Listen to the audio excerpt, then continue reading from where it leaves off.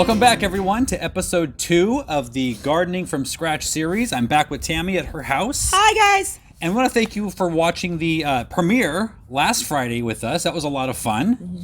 So in this episode, we're going to be talking about getting seeds started early, indoors most likely. It's still too cold here to plant outdoors, and probably where you are as well. So the first thing we need to know is when to get them started. Now, typically on a seed packet, it's going to tell you when you can plant and how many weeks before your last frost date. Now, to find out your last frost date, you want to go to the Farmer's Almanac website. You can type in your zip code and it will tell you when your last frost date is. And so this packet says 4 weeks before last frost. Mm-hmm. Typically, it's going to be anywhere between 4 to 8 weeks. So if it doesn't say on the seed packet, figure 6. So that is when to plant. So we're going to go step by step through this episode, when to plant, which we just covered, what to plant in, both containers and what kind of soil you need. And then, since it's too cold for any of us to be outside planting, we're going to talk about growing them or starting them indoors and setting up a grow light, which is, you don't have to be intimidated. I'm going to make it really, really easy. Mm-hmm.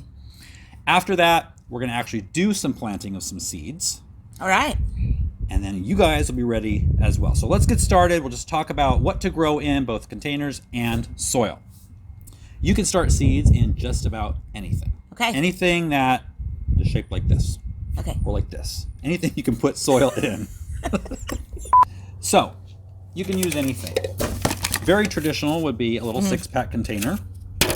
Any kind of pot. You notice this has drainage holes. Takeout container from a restaurant. Lots of those. Or a solo cup. Now, these two do not have any drainage in them. Okay. So a real easy way to do that is using a nail, but a lot of times I'm going to crack it. It'll crack the cup. So what I do is I actually just heat this over a candle or over the stove until it gets hot, and then it punches right through. These are really small little openings. Is there a certain amount of seeds that I don't want to overfill them? That's actually a really good question. When you're starting seeds indoors, you're laughing at the camera. I was proud of myself that I had a good question. I thought he was going to say, shut up. That's a good one. When you're starting seeds indoors, you actually want to think about how long they're going to be indoors. So if it's 3 weeks until you can plant them out in the garden, something really small would work. If it's going to be more like 8, you probably want to go with something bigger. Okay. What we're going to use today is actually something I found last year that I love, and that is these seed bags. And they are kind of like if you guys have ever used Jiffy pellets, which you can use, by the way, as well. Jiffy pellets are kind of a compressed cylinder or compressed disc of peat, and when you put water in them, they expand. Okay. So these are the same thing because these will actually decompose in the soil, so you don't have to take them out. Okay. So you just fill this with your potting mix, put your seeds in, and then you can even put them in a little tray. Okay. And the roots will grow right through these. Oh, so that's when it's great. time to plant, just stick them in the ground. Oh, that's great. And these come in different sizes. So again, if they're not going to be in there very long, these will do. And we have the bigger size for something like maybe tomatoes or peppers that you're going to be growing indoors for quite a while. This is really great. I know that when I've taken plants or something from the nursery and I've taken them out to put them in a pot, I sometimes the plant comes and the roots are still in the dirt. I've broken them in half. Or they'll have the roots wound around and then they don't really grow into the soil. So this really helps with that. Just put it in. Put it in. Okay. So any of these things you can use. I will put a link down below if you want to buy these. They're actually really affordable. And that's what we're going to be using today. So the next thing would be, what do we put in those to actually plant the seeds in? Now you can get like an indoor potting mix or potting soil actually at Home Depot or wherever. Home Depot also has like a seed starting mix. It's already ready to go for seeds. It's sterilized, so you don't have to worry about weeds or any kind of pathogens getting in there and killing your seeds. I actually make my own, and it's just a mixture of 3 parts either sustainable peat or coco coir and 1 part perlite for some extra drainage. So when you have your potting mix, you basically want to pre-moisten it, because sometimes if it's peat especially, it's hard to get it wet. And so you want to have it pre-moistened, and you don't want it too wet. You want it to hold together in a shape, but you don't want to be able to squeeze water out of it. Okay. No mud pies. No mud pies. So what I found with these, one for you, last year is if you turn them inside out, they actually stand up better. Okay, yeah. I can see that. So once you have that, just start filling.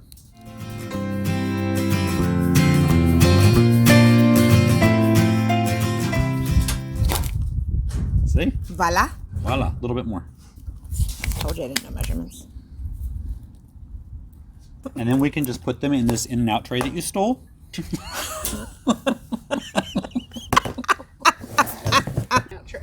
You can buy them online. Oh, you can? Yes, I just did not. Then you're going to stack them side by side into some kind of tray that will hold them up. Oh, that's great. And we just need to make 20 more. All right, so we've got some filled here and we're ready to plant. But before we actually get the seeds going, we need to talk about where these are going to go. Because most likely, even if you have a south-facing window, if you're in the northern hemisphere like we are, it's not going to have enough direct sunlight, 6 to 8 hours, to actually get these to grow how they should. Okay. So if you're starting them indoors, you will need a grow light. Now, do you know why they need direct sunlight? To grow. To grow, yeah. They will sprout because they have all the energy they need in that seed. The problem is, as soon as they come through the dirt, they're looking for light. And if they have to look too hard or too long, they're going to get really tall and spindly rather than short and stocky and strong. Kind of like those sweet peas we did. Right. We planted a few sweet pea seeds in a plastic cup. And I was so excited. All of a sudden, one came through the dirt. And then in a few days, they were super tall. And the kids and I were super excited about it. And I said, look, they're growing. And you said, no, they're searching for light. And sure enough, I had them on the kitchen window counter. And they were trying to get up to the window to get light. So as soon as I put them outside, they started to grow more this way. And you were lucky with sweet peas. They're more of a vining type of plant. And so they can kind of handle that. But if it's going to have like a sturdy stalk, like a tomato or a pepper, it's got to be really stocky and strong from the get-go. Okay. Now, grow lights don't have to be intimidating. People think I need this big, advanced, professional setup of grow lights, which they have, and they can get really expensive. Yeah. But on the other hand, you cannot use the type of light bulb as you would use in a lamp in your living room. Okay. However, you can, at Home Depot or a home improvement store, on the same aisle, you're just looking for the right type of bulb. And the bulb you're looking for has to have two things. It's got to have the right intensity of light, which is the right brightness, and it's got to have the right Kelvin, which is a measurement of the temperature of the light, which most closely resembles the sun. Okay. So the intensity of the light is called the lumens, and you want 1,500 to 2,000 lumens on, and it will say right on the box on the label. 1,500 to 2,000, the higher the better. That's going to be the brightness. And then the other number you're looking for is the Kelvin number, and you want between 4,500 and 6,500 Kelvin. Those will also be on the label as well. Okay. So you just go to Home Depot in the light bulb section and just look for those numbers on the label, and that will be what you can use. And you can use the CFL, or you can use, they have it in LED also. And same with the longer bulbs. So you can have a simple, in fact, let's go through the couple of ways we can set this up. The easiest way is just with a simple clamp light. Most people probably have one of these somewhere in their garage, right? That was. And you can clamp it to under like a shelf or a cabinet. The easiest way to do it is to take a water jug or any kind of milk jug, anything, fill it with sand, stick in this is about 20-inch piece of PVC pipe, 1/2 inch, and then you can just clamp it. And the great thing about this is you can adjust the height of the light. Okay. And you want to have at all times, no matter how big they are, you want the light 1 to 2 inches away from the seedlings. So as they grow, you can move it up. Okay. Now, another way to do it, this is good if you have maybe a small batch of seedlings. So probably for this, that would be good. Okay. But we're going to have more than that. Mm-hmm. And so in that case, you would actually want to use a shop light, the long strip. Same numbers. You're looking for kelvins and lumens, the same exact numbers, just in a long bulb. Okay. Now the way to hang these, you can use these, you'll just need 2. So those are 2 really easy setups for grow lights. And I got to give a shout out here because the way I typically hang my grow lights is not something that I would want you guys to do. It's a ridiculous process that I'm hanging ropes and stuff from the ceiling of the garage. But I got these 2 methods out of Callie Kim's new book. And she walks you through all the grow light, even more options than these 2. So if you haven't gotten this book, I will leave a link down below in the description. Definitely check it out. Now you might have seedlings that are growing at different rates. You might have some smaller, some taller. So in that case, you would just want to put, because they all have to be within 2 inches. And if you have one long bar, you've got to raise the seedlings toward the light that are shorter. So maybe a book, a brick, a piece of wood, anything that you can use. You want always the top level there, the top of the seedlings to be right there next to the bulb, The same. 2 inches. Now, if you want to get super fancy, this is totally optional, but if you have seedlings that are heat lovers, like peppers, for instance, this is a heat mat. And you plug it in, and it just provides a really low temperature to the bottom of the seeds. And it just helps them sprout faster, and it keeps them more at an even temperature. You can barely feel the heat when it's plugged in, but the plants feel it. Okay. Heating pad for plants. Optional, though. Okay. And you can I'll leave a link down there for this one as well. Now, in the first episode, when Kim was here, she brought you some of her seed collections. Yes. That was so great. Yeah, and they are great. She really has picked out a really great selection here. So today, and I'll leave a link down for those 2. Today we're going to be planting one of the easiest things to plant, which is lettuce. Okay. It comes up very quickly. You almost can't screw it up. And then we're also going to be planting squash. And I chose these 2 just for this demonstration because lettuce seeds are super tiny and squash seeds are a little bit bigger. Okay. And so you really, lettuce seeds, let's plant those first. So this is prize head lettuce. It's a really nice leafy lettuce. It's kind of got a green and red color to it. So just pour out a little bit into the palm of your hand. Okay. Like that. Now, I don't know how this is with nails, but you just want to take a pinch, and you always. How many? Well, each one you want to put maybe 3 or 4 seeds in. You want some insurance in case 1 or 2 don't grow. Okay. So just kind of take them between your fingers, and maybe in about 6 of these. Yeah, just like that. Typically, you want to plant a seed 2 times the width of the seed in depth. Lettuce seeds are really tiny, so you don't even have to really cover them up. Just press them into the soil. But I like to anyway, just because it keeps birds and things away that might come get the seeds. So we just want to put a very fine sprinkling of the potting mix on top of the seed. Okay, so now with squash, this is the Golden Summer Crookneck squash, which is my favorite. Yep. With squash, you want to plant them a certain way. And we're going to plant 2 per bag. Yeah, look at that. And what you want to do is you want to take them vertical and just push them down into the soil about 1/4 to 1/2 inch. Yep, right on its end. And the reason you do it on its end is because sometimes if your soil is too wet and it's laying like this, it allows the water to get on top of it and it will rot the seed. So putting it vertically lets the water go right down both sides. And seeds are really forgiving. They don't have to be planted perfectly. They'll still most likely grow. So we have a lot more seeds to plant. We're not going to sit here and do all of that right this second. We're going to be using a lot of the ones out of the Callie Kim Spring Garden Mix or collection.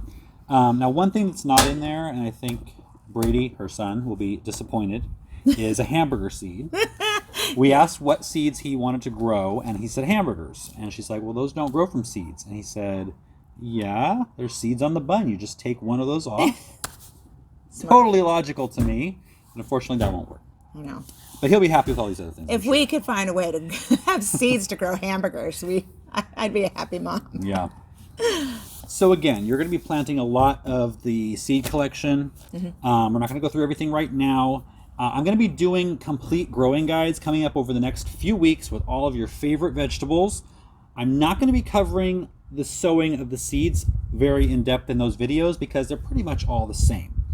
But I will be covering every other aspect of growing. Since I'm not going to be going through everything in the complete growing guides, start it according to package directions. That way everyone can get started according to their climate and how many weeks left of frost you have, and then you can use the growing guides to grow them on afterwards and get really big harvests. So just follow the instructions on your packet of seeds. It's almost no fail. You're going to do just fine. Just all the instructions we went through. Don't have too damp of soil, and you want to kind of mist it every day. You can tell if it needs water, and because the seeds, some of them like the lettuce, are so close to the top of the dirt, the soil, that's going to dry out first always. So maybe every day or so, just kind of feel the top. You can kind of tell by color if it's a light brown, it's too dry. Okay. But you just take a misting bottle and just mist over it until you see them start to come up. Overwatering has always been, underwatering has always been one of my biggest problems, because the top of the dirt looks dry, and then next thing you know, the plant is completely... Yeah, if the top of the dirt dries out first, you just need to wet the top of the dirt. You don't need to like flood them. Okay. So I always forget, in fact I forgot this time, and Emily behind the camera reminded me, I need to label the plants, because otherwise you're not going to know what they are. Especially if you have several different varieties of something. Now, you can buy fancy labels like this on Amazon. They're not that expensive. Okay.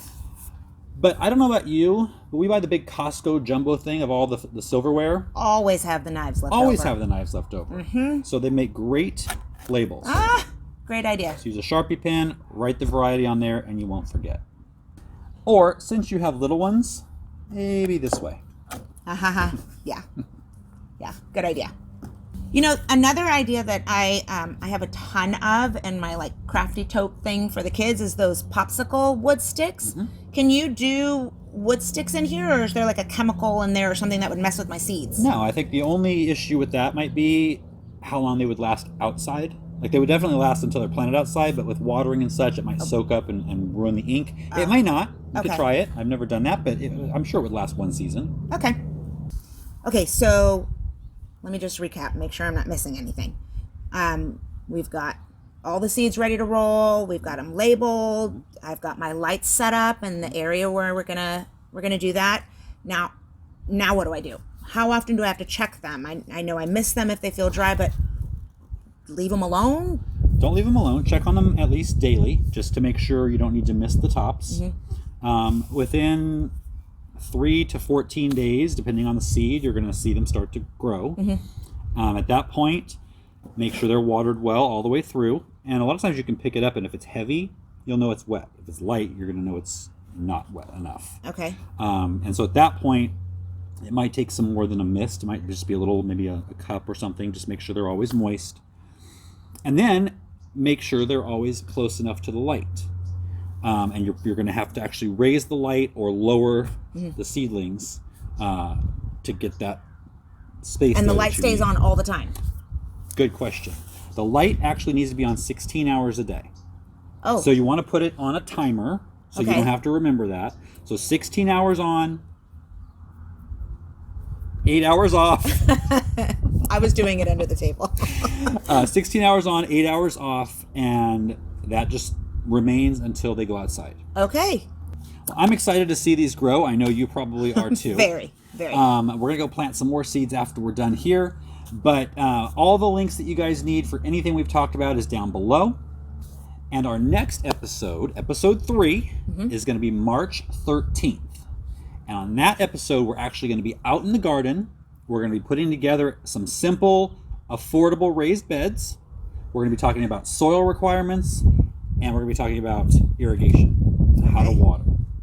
So make sure you guys are subscribed, hit the bell icon for notifications, and we will see you on March 13th. Bye, guys. Bye.